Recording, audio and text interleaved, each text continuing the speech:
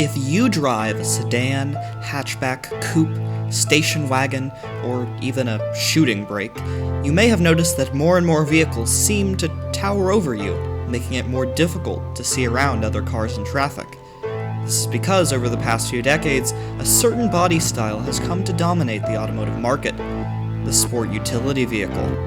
Taller and heavier than other cars, SUVs, along with their crossover and pickup truck siblings, now represent around 80% of new car sales in the United States. While some may pass off this phenomenon as a simple shift in consumer demand, motivated only by a desire for more practicality and capability, the truth is far more nuanced and disturbing. So, how did we get here? And will cities, pedestrians, and the planet survive the SUV apocalypse?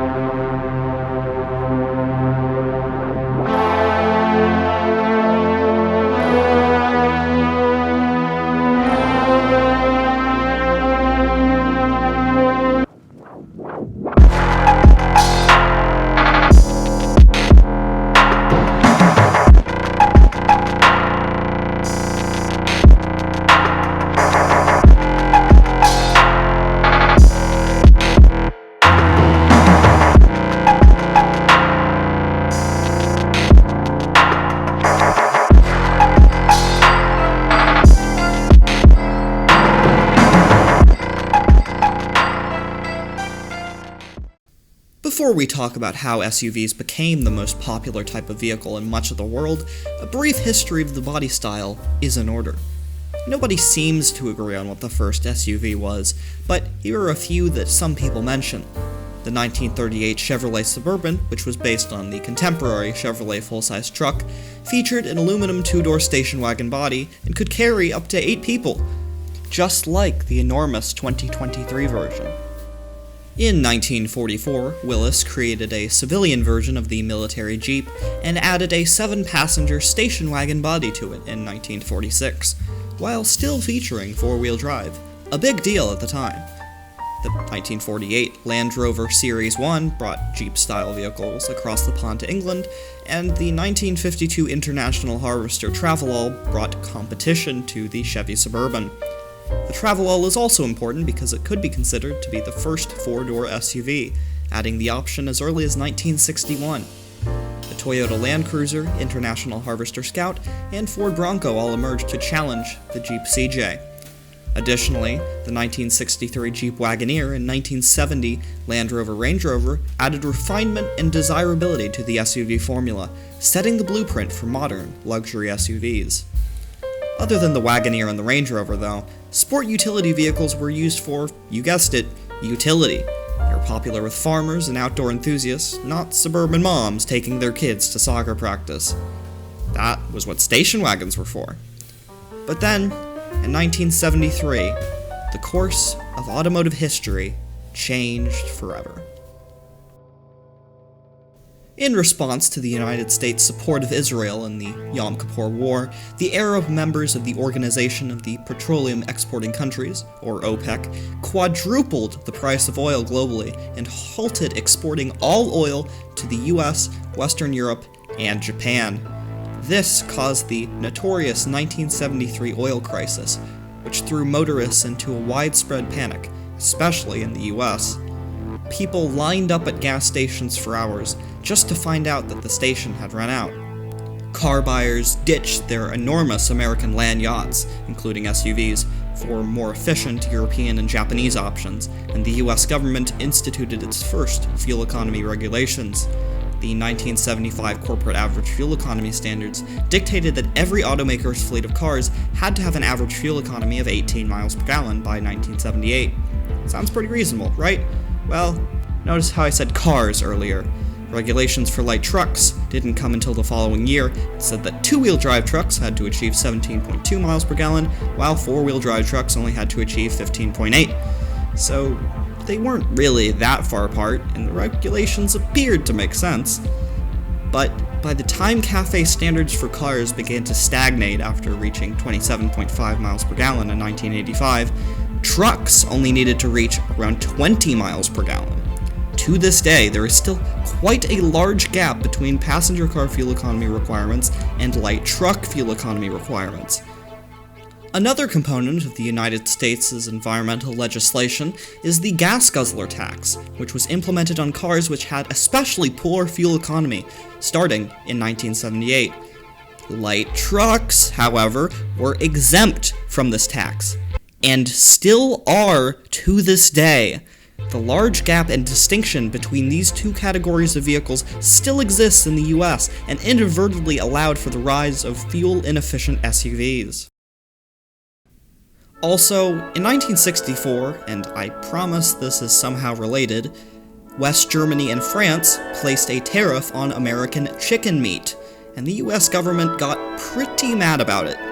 So, they instituted a 25% tariff on brandy, dextrin, potato starch, and, logically, light trucks imported into the United States. This essentially gave American-made trucks a monopoly in the US and artificially increased prices.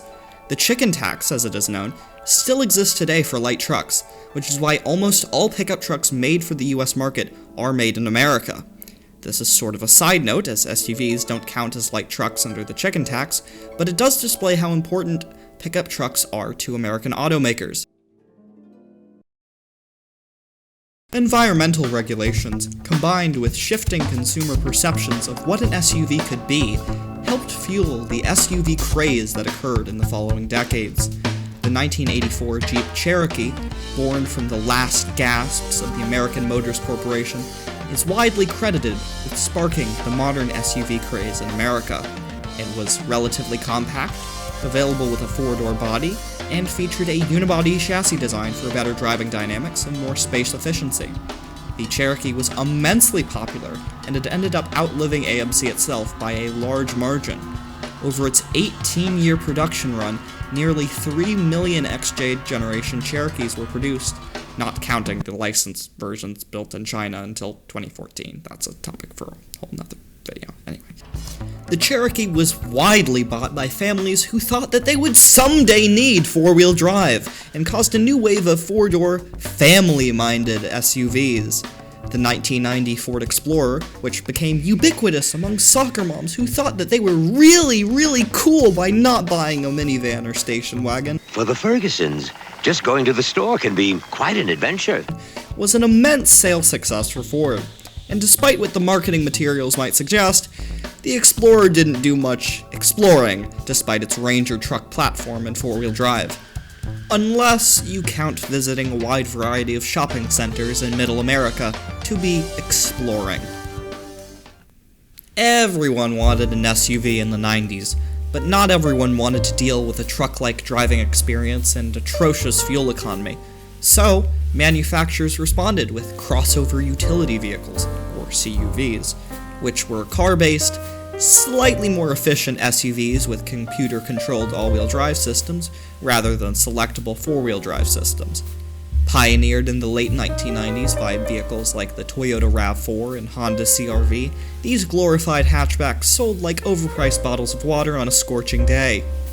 Around this time, high-end manufacturers like Mercedes-Benz, Lexus, and BMW realized that they could earn vast amounts of money by selling luxury crossovers, or, as BMW called them, sport activity vehicles. And no, these family cars with immensely limited off-road and utility credentials still don't qualify for the gas guzzler tax, or the stricter emissions regulations applied to passenger cars.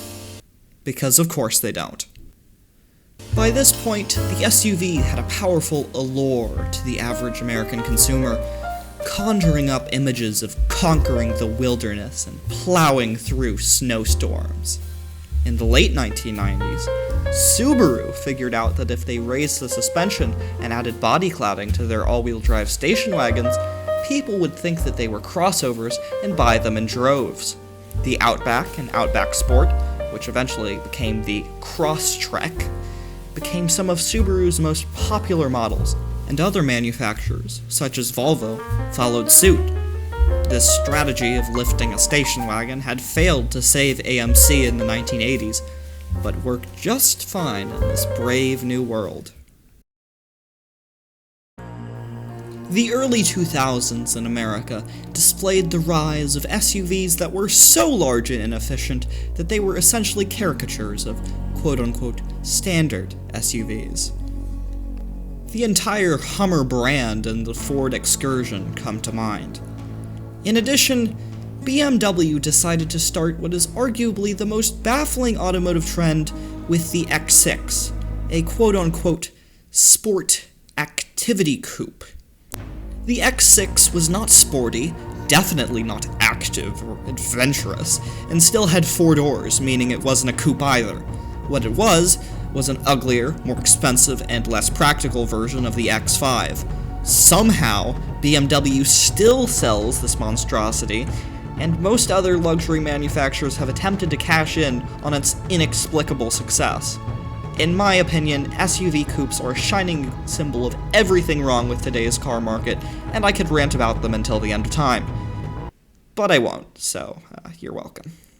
When gas prices rose, the market share of SUVs did end up declining significantly, and due to the shaky financial situation, to put it lightly, of the big 3 American automakers, the Hummer line was discontinued in 2010, so that GM could take billions of dollars in taxpayer money, of course. But then, in 2011, the US government jumped in yet again to save the SUV.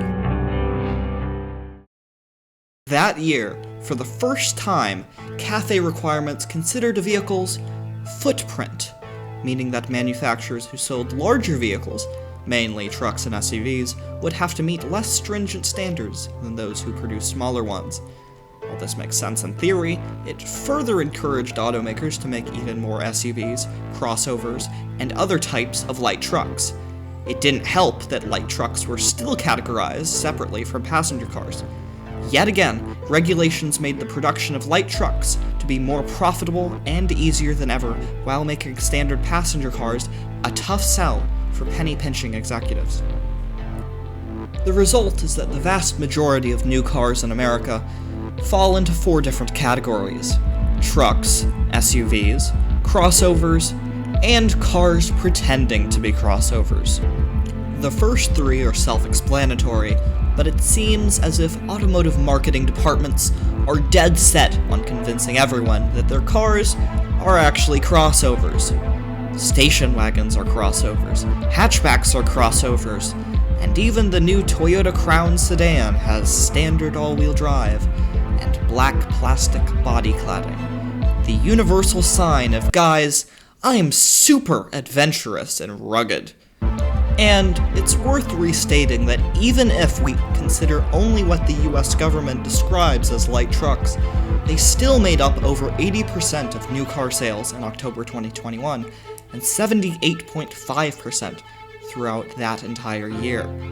80%. A lot of manufacturers don't even bother to sell passenger cars in America anymore. Ford's only car is the Mustang, yet they sell 7 different SUVs. The entirety of General Motors only sells 5 cars, with 2 of those set to be discontinued shortly. If you want a subcompact car in America, your only options are the Nissan Versa, Kia Rio, Mitsubishi Mirage, and maybe the Mini Cooper. And it isn't just the US either. Europe has also seen an increasing appetite for SUVs. Though smaller vehicles are still more popular in Europe than in America, SUVs now make up nearly half of all non-commercial vehicles sold in the EU. Additionally, industry executives claim that new, stricter European emissions regulations are forcing them to stop selling their small cars. The once booming European A segment, also known as city cars, is now almost entirely gone, and many larger B and C segment cars are also disappearing.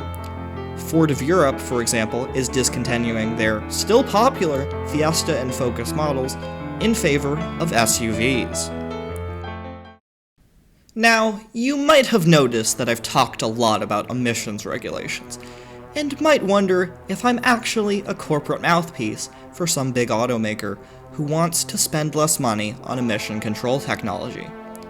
I've actually been talking about environmental regulation because it traditionally hasn't done a great job of preventing the real reason why SUVs have taken over the world. Profits. In Europe, SUVs sell for an average of 60% more than traditional cars. Because of this, automakers are willing to equip their inherently inefficient SUVs with new emission control technology, but not their low-margin small cars. And with the emergence of electric vehicles, automakers no longer need to sell small cars to offset the emissions of their big ones. They can just make their big cars electric. And when they are no longer essentially forced by environmental legislation to make small cars with low profit margins, they decide not to. It doesn't matter that in much of the world, there is still consumer demand for small cars. They don't care, because all they care about is making more money for themselves and their shareholders. Part of the reason why these regulations allow SUV mania to continue might have something to do with a little feature of capitalism called lobbying. In America, automakers and oil companies lobbied to destroy public transportation systems in cities, build enormous highways through impoverished communities, and help give rise to the suburban areas that make up so much of the country today. With that in mind, it makes sense that the same actors have also spent billions on weakening fuel economy and emissions regulations for decades. For example, automakers, as well as major oil producers like Marathon Petroleum, played a major role in a 2018 US rollback in fuel efficiency standards. A lot of people also blame this guy, but I'll try to avoid talking too much about politics in this video. While automakers are enjoying rolling in their profits, the world at large is suffering. You see, the shape, size, height, and weight of SUVs have serious consequences for almost everyone. SUVs involved in American pedestrian accidents increased 81% between 2009 and 2016, per the IAHS, and in 2018, 6,000 American pedestrians died, the most since 1990. Researchers from the International Energy Agency discovered that from 2010 to 2018, SUVs were the second largest factor in the rise of global emissions. A report from the UK's Commission on Climate Change concludes that the popularity of SUVs is cancelling out emission savings from improvements in technology. Even among electric vehicles, heavier, less aerodynamic SUVs now make up more than half of global EV sales. That means that we will need to mine more rare earth metals and produce more electricity, a major issue for both the environment and human rights. So, that's how SUVs took over the world. The sad truth is that while there are still legitimate reasons why many people choose to buy SUVs, and many off-road focused SUVs have an undeniable cool factor, the vast majority of people simply do not need them and have been manipulated by marketing and the auto industry at large. If governments around the world fail to realize the harm that the widespread adoption of SUVs pose to all of us, the climate, pedestrians, and even other drivers will continue to be harmed. Because in our neoliberal, hyper-capitalistic world, nothing matters more than what makes money for executives and shareholders, even if it hurts the rest of us. So, that's the end of the video. I know that it wasn't particularly uplifting, but I thought it was quite an important topic. Also, please do not justify why you drive an SUV to me in the comments. This is primarily an issue of corporate greed and poorly designed regulations, not individual responsibility. As a car enthusiast, I have long been bothered by the fact that SUVs don't handle as well and aren't as engaging to drive as cars. But doing this research showed me that the problem runs much deeper than just that. In addition, there are some things that I wanted to mention in this video, but didn't for the sake of time, such as the increased rollover risks of SUVs compared to regular cars, the danger that heavy crossovers and SUVs pose in collisions with smaller cars, the false sense of security that large, high-riding vehicles can create for drivers, and much more. But, if you've continued watching up to this point, thank you so very much, and thank you all so much for the growth that this channel has seen recently. I still haven't fully processed all the support from you guys, so I hope you all have a wonderful day.